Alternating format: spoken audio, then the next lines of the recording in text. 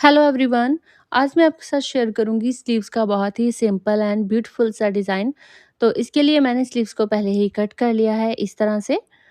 तो अब हम इसका डिज़ाइन बनाना स्टार्ट करते हैं। यहाँ पर मेरे पास बॉटम में से ये फैब्रिक बचा हुआ है। तो यहाँ पर मैंने इस फैब्रिक को इस तरह से डबल फोल्ड कर लिया है। जितनी चौड़ी ये पट्टी थी इसको इस तरह से मैंने सेंटर में से डबल फोल्ड किया। उसके बाद में इसके ऊपर आयरन कर लेंगे अच्छे से। आयरन करने से जो हमारा फैब्रिक है वो अच्छे से सेट हो जाएगा। तो यहाँ पर मुझे जितना फैब्रिक चाहिए, जितनी हमारी जो स्लीव्स है उसका बॉटम है, तो मैंने उतनी लंबाई में इस पट्टी को इस तरह से कट कर लिया है। अब उसके बाद में जो सेंटर में से कपड़ा इस तरह से आपस में जुड़ा हुआ है उसको भी सेंटर में से हम कट करेंगे, क्योंकि यहाँ पर हमने जो दोनों स्लीव्स के लिए पट्टियाँ एक साथ ही कट कर ली हैं। तो इस तरह से यहाँ पर मैंने एक पट्टी को साइड पर कर लिया है और दूसरी पट्टी को इस तरह से रखेंगे, क्योंकि जो हम स्लीव्स बनाएंगे उसके बीच में हमने इसको ऐड करना है। तो यहाँ पर इसकी चौड़ाई है 3.5 इंच। चौड़ाई मैंने 3.5 इंच ली है और जो इसकी लंबाई है वो जितनी हम स्लीव्स को खुली रखेंगे उतने हिसाब से मैंने कट की है। तो यहाँ पर जो स्लीव्स है उसकी जो सीधी साइड है उसको नीचे की तरफ किया है और जो उल्टी साइड है उसको इस तरह से ऊपर की साइड हम अपनी तरफ रखेंगे। तो इस तरह से हमने जो उल्टी साइड है उसको ऊपर की साइड में रख लिया है। उसके बाद में जो हमने पट्टी कट की है इसको इसके ऊपर रखेंगे इस तरह से। स्लीव्स की उल्टी साइड पर हमने पट्टी को इस तरह से रखकर साथ में अटैच कर लिया है, बीच में थोड़ा-सा मार्जिन छोड़ते हुए। और उसके बाद में हम इस तरह से पट्टी को सामने की साइड में पलट लेंगे। तो यहाँ पर हम पहले आयरन कर लेंगे, क्योंकि आयरन करने से जो हमारी स्टिचिंग होती है उसमें बहुत ही ज़्यादा फिनिशिंग आती है। और इस तरह से हमने जो पट्टी है उसको सीधी साइड में पलट लिया है। अब इसके ऊपर फिर से अच्छे से एक बार आयरन कर लेंगे, क्योंकि अगर हम स्टिचिंग के साथ-साथ में आयरन को यूज़ करते हैं तो हमारी स्टिचिंग में जो भी हम डिज़ाइन बनाते हैं वो बहुत ही नीट एंड क्लीन बनता है। तो यहाँ पर जो साइड से एक्स्ट्रा पट्टी है मैंने इसको कट कर लिया। अब हम यहाँ पर इस तरह से पट्टी को अंदर की साइड में फ़ोल्ड करेंगे।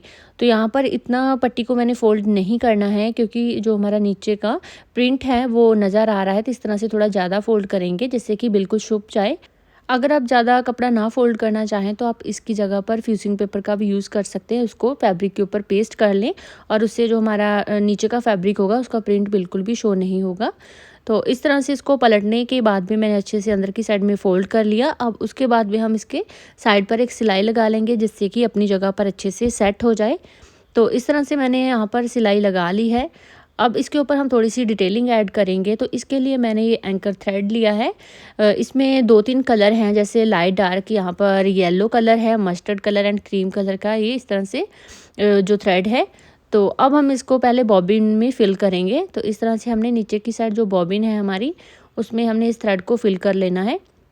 आप अपनी चॉइस से कोई भी थ्रेड यूज़ कर सकते हैं, जो भी आपका हो। तो यहाँ पर मुझे ये जो लाइट कलर था ये ज़्यादा अच्छा लगा एंड मेरे पास यही कलर था। तो यहाँ पर इस तरह से बॉबिन को फिल करने के बाद में जो हमारा बॉबिन केस है उसका ये वाला जो स्क्रू है हम इसको हल्का सा ढीला करेंगे इस तरह से, क्योंकि नॉर्मल धागे के अकॉर्डिंग ये वाला जो धागा है ये थोड़ा ज़्यादा मोटा है और इसको निकालने में भी थोड़ी आसानी होगी। तो इस तरह से हम बॉबिन केस में लगा कर देखेंगे कि जो हमारा थ्रेड है वो ईज़िली जो पास हो रहा है। तो यहाँ पर ये जो हमारा धागा है ये इस तरह से अच्छे से सेट हो गया है। अब हम इसको नीचे की साइड में मशीन में लगा लेंगे। पहले हमने जो नीचे वाला धागा है बॉबिन का उसको ऊपर की साइड में इस तरह से लेकर आना है, डायरेक्टली मशीन नहीं चलानी है, नहीं तो ये उलझ जाता है। तो अब हम जो स्लीव्स है उसको उल्टी साइड से रखेंगे, जो हमने पट्टी ऐड की है उसको नीचे की साइड में इस तरह से ले जाएंगे। तो यहाँ पर इस तरह से बिल्कुल किनारे पर हम सिलाई लगाना स्टार्ट करेंगे। तो यहाँ पर जो मशीन का टाँका है मैंने उसको भी थोड़ा सा बड़ा कर लिया है, जैसा कि हम रफ स्टिच लगाने में करते हैं उससे हल्का सा हमने छोटा किया। अगर हम ज़्यादा बारीक टाँके में सिलाई लगाएंगे तो अच्छे से फिनिशिंग नहीं आएगी। तो यहाँ पर जो हमारी पट्टी है उसके ऊपर हमने सीधी सिलाइयाँ लगा लेनी है, थोड़ा थोड़ा गैप छोड़ते हुए। जैसा कि जो हमारा प्रेशर फुट है मशीन का उसका एक साइड का जो गैप है और जितनी चौड़ाई है उतने गैप में हमने इस तरह से सीधी सिलाइयाँ लगा ली हैं। सिलाइयाँ लगाने के बाद में ये इस तरह से काफ़ी खूबसूरत लग रहा है। अब हम इसके आगे थोड़ी सी और डिटेलिंग ऐड करेंगे। तो इसके लिए मैंने ये कुछ मोती लिए हुए हैं, जो भी हमारे जो स्लीव्स हैं उसमें जो प्रिंट बना हुआ है उसके साथ में मैच करके। तो ये जो मोती हैं वो मेरे पास पहले से ही थे। तो अब हम इसको लगाने के लिए नॉर्मल थ्रेड का यूज़ नहीं करेंगे। यहाँ पर मैंने वाइट कलर का एंकर थ्रेड लिया है, क्योंकि काफ़ी मोटा है, 6 लेयर में है, तो ये आसानी से टूटेगा भी नहीं है। नॉर्मल थ्रेड है वो जल्दी टूट जाएगा, तो इसलिए मैंने इस थ्रेड का यूज़ किया। ये काफ़ी लॉन्ग टाइम तक चलेगा। तो यहाँ पर मैंने इस तरह से 2-3 बार धागे को निकाल लिया है, जिससे कि अच्छे से पक्का हो जाए। और उसके लिए हमने सबसे पहले एक वाइट मोती लिया है, और उसके बाद में मैंने पिंक कलर का एक मोती लिया, एंड उसके बाद में फिर से वाइट कलर का मोती लेंगे। तो यहाँ पर मैंने इस तरह से मोतियों को निडल में डाल लिया है। अब उसके बाद भी हम इस तरह से धागे को आगे की साइड में करके देखेंगे कि ये जो हमारे मोती हैं ये कहाँ तक जा रहे हैं। तो जिस जगह तक ये मोती इस तरह से जा रहे थे वहाँ पर मैंने फिर से एक टांका लिया है। तो यहाँ पर हम टांके को डबल कर लेंगे, जिससे कि अच्छे से अपनी जगह पर सेट हो जाए, नहीं तो बार बार ढीला होगा। अगर हम एक बार ही धागा निकालेंगे ना तो ये ढीला हो जाएगा। तो इस तरह से हमने एक साइड में मोती लगा लिए हैं। अब बीच में आधा इंच का गैप छोड़ते हुए निडल को आगे की साइड में इस तरह से निकाल लिया है, फैब्रिक के बीचों बीच करके। अब हम एक बार इस तरह से निडल को फिर से फैब्रिक के बीच में से निकालेंगे, और फिर से वाइट मोती लिया है। अब हम डिफरेंट कलर का मोती लेंगे, जैसा कि स्काई कलर का, और फिर मैंने वाइट कलर का एक मोती लिया है। और यहाँ पर भी हम सेम उसी तरह से ही देखेंगे कि मोती कहाँ तक हैं, और वहाँ पर इस तरह से हमने धागे से इसको सेट कर लेना है। फिर से हम सुई को जो हमारा फैब्रिक है उसमें से इस तरह से 2 बार करके निकाल लेंगे, और बीच में हमने फिर से आधा इंच का इस तरह से गैप छोड़ना है। फैब्रिक के बीच में से निडल को निकालेंगे, और इसके आगे फिर हमने सेम इसी तरह से ही मोती लगाने हैं। पहले वाइट मोती लगाएंगे, और अब हम फिर से इसमें डिफरेंट कलर का ही मोती लगाएंगे। तो यहाँ पर मैंने इस तरह से येलो कलर का मोती लगा लिया है। तो हमने सेम इसी प्रोसेस से पूरी जो हमारी स्लीव है उसमें मोतियों को लगा लेना है,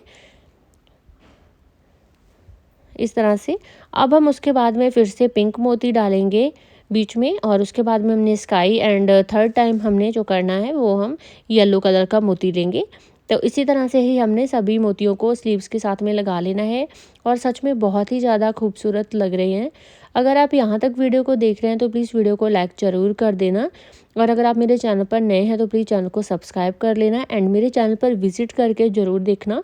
आई होप कि आपको मेरे डिज़ाइन पसंद आएंगे। तो यहाँ पर जो हमारी स्लीव है वो इस तरह से कंप्लीट हो गई है, और कंप्लीट होने के बाद में सच में बहुत ही ज़्यादा खूबसूरत लग रही है। आई होप कि आपको ये डिज़ाइन पसंद आया होगा, और इसको बनाना बहुत ही ज़्यादा आसान है। मिलते हैं नेक्स्ट वीडियो में। Thanks for watching. Bye bye.